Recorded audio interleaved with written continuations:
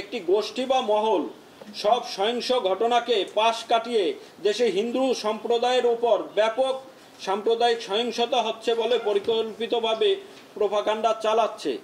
মন্দিরে হামলা, প্রতিমা ভাঙচুর, বাড়িতে লুটপাট, ব্যবসা প্রতিষ্ঠানে অগ্নিসংযোগ ইত্যাদি অভিযোগ আসছে নানা মিডিয়ায়।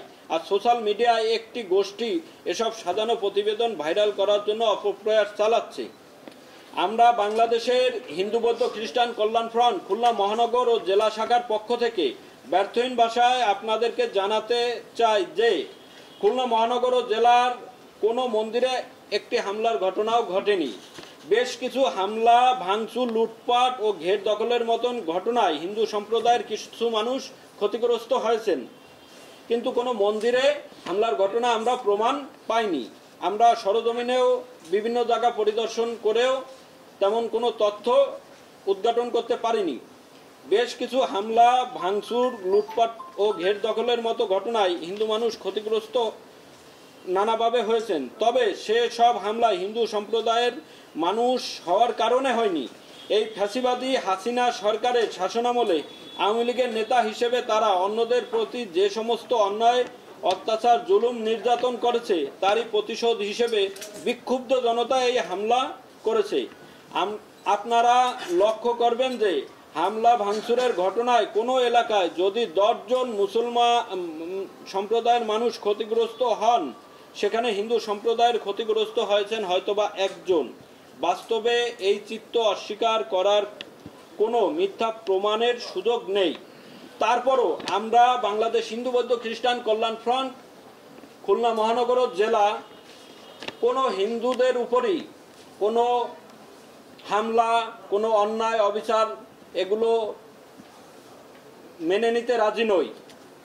শত শত শহীদের বুকের তাজা রক্ত আর লাখো ছাত্র জনতার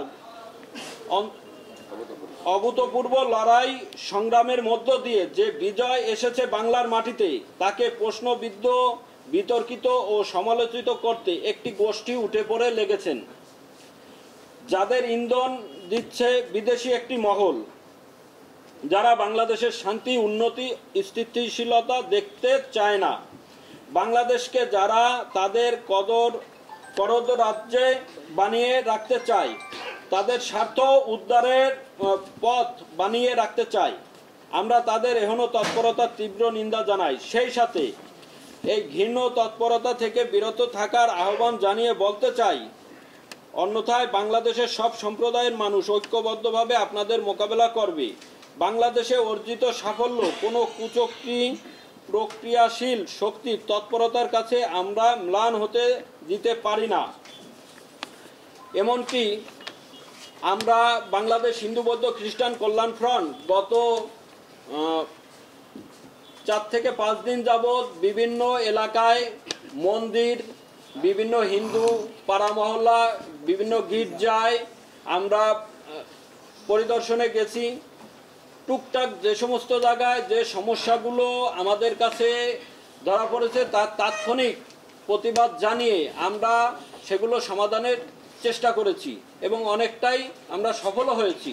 অনেকের বিভিন্ন ভাবে ক্ষতিগ্রস্ত হওয়া থেকেও আমরা তাদেরকে রক্ষা করার জন্য প্রতিশ্রুতি দিয়ে এসেছি এবং বাংলাদেশ হিন্দু বৌদ্ধ খ্রিস্টান কল্যাণ ফ্রন্ট খুলনা মহানগর জেলায় নেতৃবৃন্দ সার্বক্ষণিক খুলনার সকল হিন্দুদের, খ্রিস্টানদের, বৌদ্ধদের, সকল সংখ্যালঘু সম্প্রদায়ের মানুষের পাশে থাকবে এই প্রতিশ্রুতি দিচ্ছি।